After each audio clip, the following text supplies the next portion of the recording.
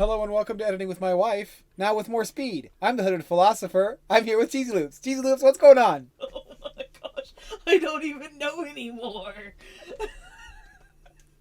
Too fast. This is going to be a fast one. You want to tell us what this episode's about? This episode is about the boy out of sync. Yeah, I think that's where I'm going to leave that one. I like it. I could talk fast. Holy cow. I could talk faster, but only in one particular instance. So we'll leave it at that.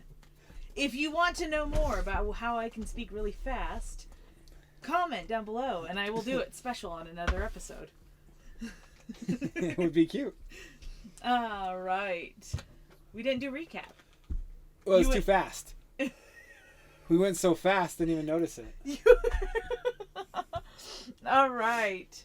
So, in the last chapter, The River's Force, Flo gave Tresca and Nathaniel a glittering flower. It was a blossom of the divine. A huge source of magic. They learn more about Rokai and Rohan and some of Force. Well, River. Maybe. They learn about the magical cat and the other magical cat. Other magical possibilities. No, I did picture a cat every time she explained them, though. You specifically said cat in both instances. The cat is the only one they've encountered with the dragon. Well, the first one was more like a panther. This one was a house cat. Yeah. Anyway, They're both magical cats. Kitty cat man. And then they arrive at River's Flow. One of them snarky. One of them is snarky. Yes. And now, chapter 13, The River's Source. Now I go? No, now I go. I read again. Because this is a chapter out of sync. The boys' chapter needed to be split up just a hair. And this section couldn't have been taken place until after Tresca's. That's all. It goes back to normal after this. And it's really short, but it throws the number system off in my brain now. Well, there's 39 of chapters, so oh well. Yeah. All right. Stop bonking. The boy appeared inside the castle, holding the hands of the ladies that brought him. Tresca looked at Flo. Okay, tell me where you saw her last. They were standing in a massive throne room. A few people were working around the room. They stopped when they saw the boy. The boy was worried. Flo knelt down next to him. Stay inside these walls, but feel free to explore the castle. He was staring at a tapestry as Tresca and Flo talked about how they were going to go about searching. The boy was staring at the tapestry when he heard Tresca say, "Something's not right. She was here not that long ago." Flo took off out the door in a rush. Something hit the boy's chest. It felt like what he assumed death felt like. Tears filled his eyes. Tresca came over to him. "What's wrong?" she asked, holding him. The boy pushed back. "I need Draylin," his hands pleaded. "I'm afraid we can't leave. We'll just have to wait for them." She held him close. They sat there until the boy regained his composure. His shaking hand said, "Something bad has happened. I can feel it." She looked into the boy's eyes. The fear was strong in them. This concerned her. She stood up. "Would it help if I went to check on him and came right back? You certainly have me concerned." She reached in her pouch. "If there's any problem, drink this." She handed him the vial of mind.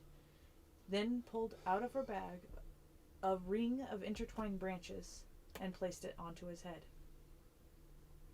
He took the bottle of magic and stored it in his pocket as she left him in a strange place with a lot to look at. He spent a while staring at various tapestries he found. He found himself in front of a massive painting. It showed the scene that Flo described. Grolic and River were familiar, on the left side of the table. On the other side were the two he took to be Rokai and Rohan. The final person was Sloane. He was holding the teardrop-shaped artifact. A hammer and dagger. Ooh, let's try that again. A hammer, a dagger, and a gauntlet lay on the table in front of them. The boy recognized him. He fell back, sitting behind the throne. His father, in a big scruffy beard, was Sloane the Divine, the man they were going to go kill. He was going to start another round of crying until the door to the main hall opened. He held back the flood when a creepy voice came into the room saying, "I am Freilich, and I have an appointment with Force. Rohan is waiting for me to finish his experiment." His voice trailed off, noticing the empty room. He turned around, then paused before leaving. The boy racked his brain for where he heard that name. Then it struck him. A lump appeared in his throat. It was the name of the man that Flo had been suspecting of experimenting on children. He held his breath until the door closed. The attendant mentioned, "Weird, I thought I saw a boy in here a minute ago." The idea of his experiments filled the boy's head, sending it spinning as he sat there, missing the door opening a little while later. Tresca said in a loud voice, "Boy, you can take off my tiara." The boy shot up and ran to Tresca, taking off Tresca's crown, his hands flying, saying, "He's here, the man experimenting on kids." She held him close. Nathaniel came into the room, followed by 2 Flos. "When we became aware, I second-guessed my choice to leave you here." He had calmed down.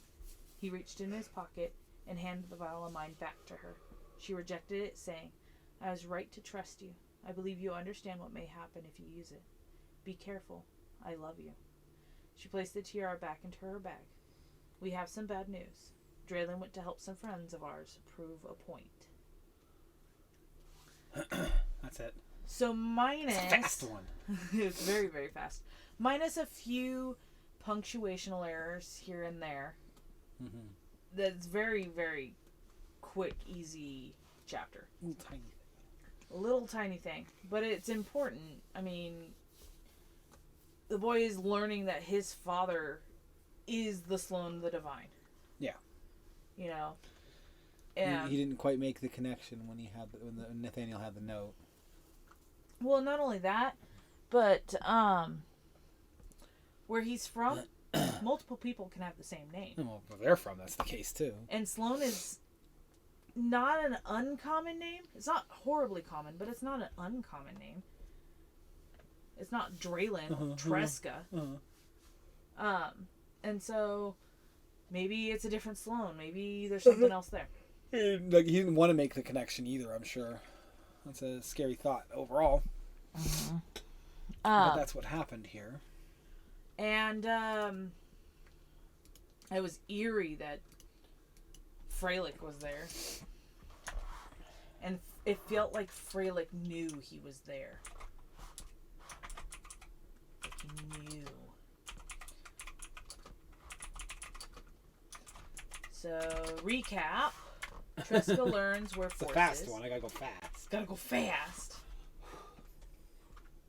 I'm speed running a chapter. Anywho, the boy sees someone familiar. And it wasn't a tapestry. It was...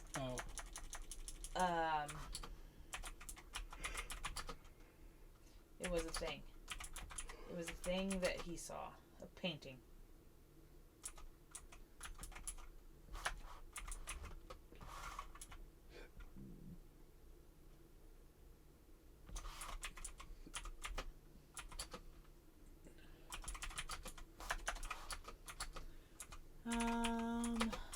Someone familiar. Freilich needs a fresh child, and Tresca returns with news. Is it good news? Is it bad news? Is it a tickle me Elmo for a child? All right. Thank you everyone for watching and listening. You guys are wonderful, and I love you. Have a good day. Bye. Bye. Oops, that says start streaming. You need